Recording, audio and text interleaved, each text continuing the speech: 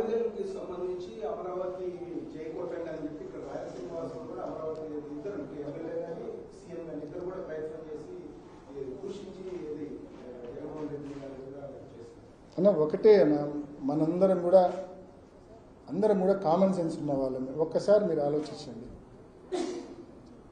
అమరావతి అనే ఒక capital develop చేయడం కోసం చంద్రబాబు నాయుడు గారు దాదాపు 2 లక్షల కోట్లకు పైగా ఖర్చు పెట్టబోతా ఉన్నారు. మొత్తం ప్రభుత్వానికి సంబంధించిన డబ్బే. అంటే ఆర్టిఫిషియల్గా ఒక క్యాపిటల్ను అక్కడ క్రియేట్ చేసే ప్రయత్నం ఆయన చేస్తూ ఉన్నాడు. శివరామకృష్ణ కమిటీ వద్దన్నప్పటికీ కూడా మొండిగా 2 లక్షల కోట్ల రూపాయలు ఖర్చు పెట్టి అక్కడ ఆయన క్యాపిటల్ డెవలప్ చేసే ప్రయత్నం చంద్రబాబు నాయుడు గారు చేస్తూ ఉన్నారు. ఒకటే మీరంతా గమనించండి, ఎక్కడైనా ఒక 2 రూపాయలు ప్రభుత్వం పెడితే ఒక 10 రూపాయలు ప్రైవేట్ వాడు పెడితేనే అది న్యాచురల్గా డెవలప్మెంట్ అనేది జరుగుతుంది. 10కి 10 రూపాయలు మొత్తం ప్రభుత్వం పెడితే ఇంకా డెవలప్మెంట్ ఎట్లా జరుగుతుంది? ప్రభుత్వం అప్పులు తెచ్చి ఆడబెడితే. కామన్ సెన్స్తో ప్రతి ఒక్కరు కూడా ఆలోచించాలి.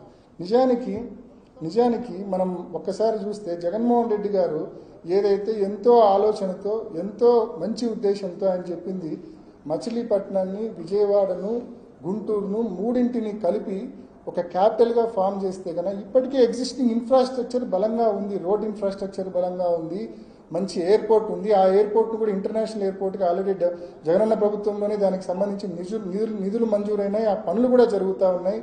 పోర్టు పనులు జరుగుతూ ఉన్నాయి. సో సీ పోర్ట్ ఉంటుంది, ఎయిర్పోర్ట్ ఉంటుంది, మంచి రోడ్ ఇన్ఫ్రాస్ట్రక్చర్ ఉంది. మనం ఈ 2 లక్షల కోట్లు 2.5 లక్షల కోట్లు ఖర్చు పెట్టే బదులు ఒక 25,000 కోట్ల రూపాయలు ఖర్చు పెడితే కన్నా ఎక్సలెంట్గా మనము ఈ మూడు సిటీస్ను కలిపి ఒక అద్భుతమైన క్యాపిటల్ తయారు చేయొచ్చన్న జగన్మోహన్ రెడ్డి గారి ఆలోచన ప్రతి ఒక్కరిని కూడా ఆలోచింపజేస్తూ ఉంది. కరెక్టే కదా.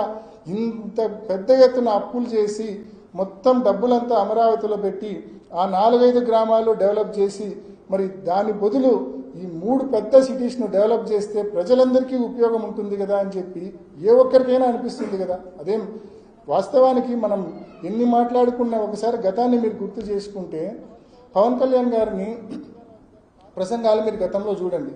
ఆయన చాలా క్లియర్గా కొన్ని మాటలు చెప్పినాడు. గతంలో ఏం చెప్పినాడంటే అమరావతి అనేది ఎప్పటికీ ప్రజా రాజధాని కాదు. అమరావతి అనేది ఒక వర్గానికి సంబంధించిన రాజధాని మాత్రమే, ధనికుల రాజధాని మాత్రమే. అది ఒక 56,000 ఎకరాలకు సంబంధించిన గేటెడ్ కమ్యూనిటీ, ధనికులకు సంబంధించిన గేటెడ్ కమ్యూనిటీ మాత్రమే అని ఈ మాటలు అంటున్నది నేను కాదండి. ఈ మాటలు అన్నది పవన్ కళ్యాణ్ గారే అన్నారు ఈ మాట.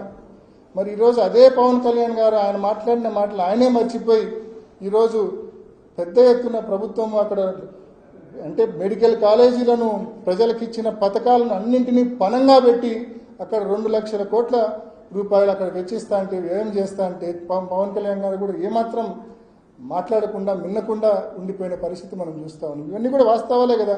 అది ఎప్పటికీ ప్రజా రాజధాని కాదనే విషయం పవన్ కళ్యాణ్ గారు చెప్పింది. అది ఒక వర్గానికి సంబంధించిన రాజధాని, ధనికుల రాజధాని అని మాత్రం ఆయన చాలా స్పష్టంగా గతంలో చెప్పినారు. వాస్తవానికి అది వాస్తవం. కాబట్టే మావిగన్ ఏదైతే మచిలీపట్నము, విజయవాడ, గుంటూరు 3 ప్రాంతాలు కలిపి డెవలప్ చేస్తే అది ఒక ప్రజా రాజధాని అవుతుంది. అది అన్ని వర్గాలకు సంబంధించిన అందరికి సంబంధించిన రాజధాని అవుతుంది. కాబట్టి జగన్మోహన్ రెడ్డి గారు ఆయన ఆలోచనలు చెప్పినారు. ఆ ఆలోచనతోనే ముందుకెళ్తామని చెప్పి కూడా చాలా స్పష్టంగా క్లారిటీ ఇవ్వడం జరిగింది.